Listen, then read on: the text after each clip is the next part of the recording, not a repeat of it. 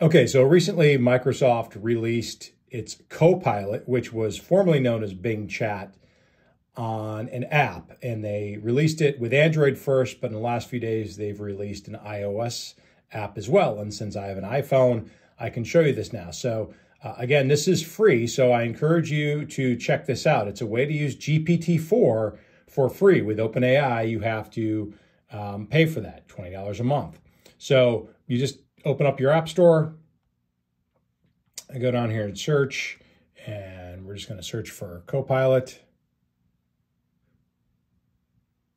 If I can spell here, sorry.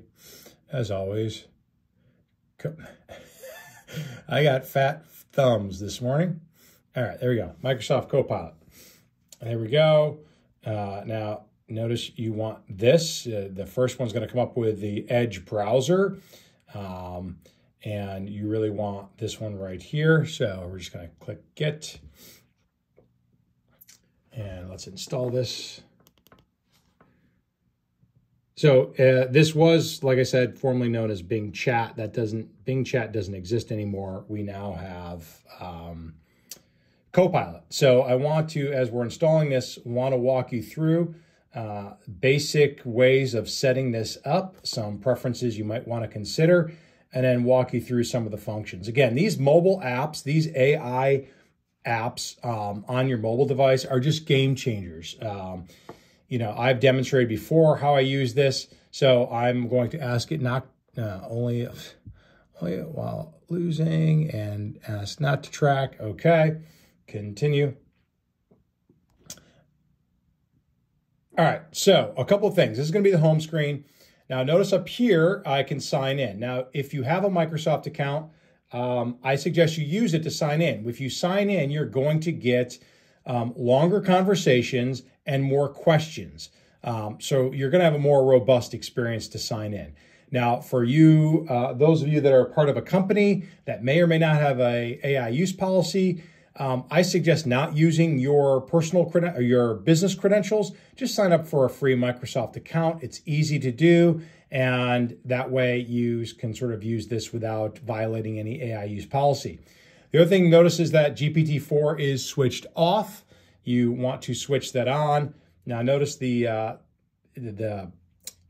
response is going to be that they may be a bit slower while being more creative. Okay, so you can always toggle this on and off by going back up here. Go up to these three dots, and you'll notice show all tones. This brings up this box, the creative, balanced, or precise. I tend to always use it on creative. If you don't show all tones, it's going to generally be on a balanced approach. So I do this, I do more creative, and it just gives me a more robust user experience. Okay, so this works like any other AI model. You would type down here, but I just want to show you this for a second. If I enable this, I can talk to it. So it's going to allow me to do this. Okay, and hey, Copilot, give me a recipe for, sorry, I screwed up. This thing, I want to get out of here. Hang on. All right, we're going to have to do that over again. Stop responding. This is fun. I love doing this. Get rid of all this. Okay. All right, let's try this over again. I'm going to go to new chat. As always, I'd like to show you my first run through with this, and I'm doing this in front of a camera, so my dexterity with my thumb is not everything I'd want it to be. All right, so I'll just show you sort of a silly one. Give me a recipe for really healthy brownies that don't have any sugar in them. You know, hey, lots of us may be on New Year's resolutions and we're going to reduce sugar. So here we go. It just gives you some of these. For healthy brownies that don't have any sugar in them. Here are some examples. Super fudgy healthy brownies. These brownies are gluten, grain, and dairy-free, as well as paleo. They use almond flour, coconut oil. Okay, so you can see it's actually going to talk back to you. So you could literally have a conversation, not necessarily about brownies, but again, I've shown you before, I use these mobile apps to go on walks and unpack my day with a bunch of to-dos, help it organize, help it get me started on some projects. I may be working on sort of a gnarly problem or theme or an idea in my head, and I just talk to them, and it's just awesome to have a conversation with them. I tend not to have them talk back to me. I can read faster than I can listen. But again, I've used it while driving. It's kind of a bizarre thing to be talking to your AI assistant and it's talking back to you while going down the road. Kind of crazy. All right, so one more thing I'll show you here. Two more things, actually. Let's create a new chat session so it doesn't get confused. And let's just do this.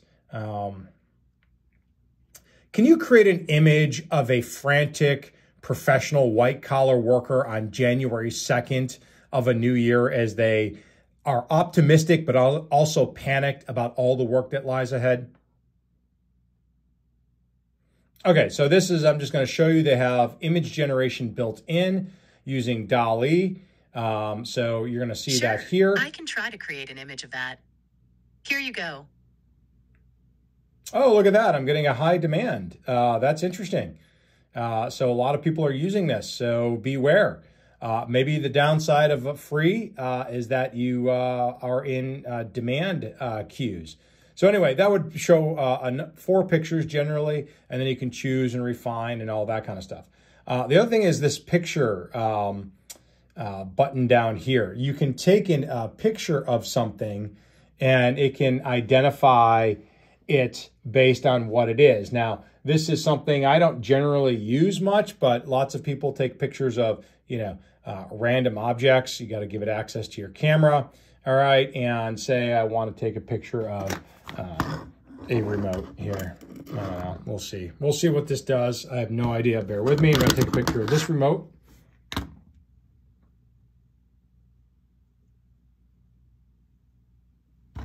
Okay. I took a picture of that. And I want to ask it, what does this go to? What does this go to or work with? Say you find a random remote and around your house, which has been known to happen. I will see. This is a complete blank test here. I have no idea if it's going to be able to do anything with this. So, really showing you just to show the functionality. Another thing that I've used this for is plants. So identifying plants out in the wild, looking for poison oak, poison ivy, or trying to understand, if there's a native or invasive species or something like that. So some practical things like that in our daily work lives. I'm not sure I would be using this much. I haven't anyway. You can see that this is relatively slow right now, quite honestly. Kind of shocked at how long. And here we go. It's a remote control for, the suspense is killing me. Oh, okay. So it came up with a incorrect response. So there you go. Awesome demo. Anyway, you see the functionality, and hopefully this gives you a good sense of it. But again, I want to really focus on the audio and just talking to it. It's so much better than typing out your prompts. So anyway, this is Copilot, Microsoft Copilot's app for iOS as well as Android.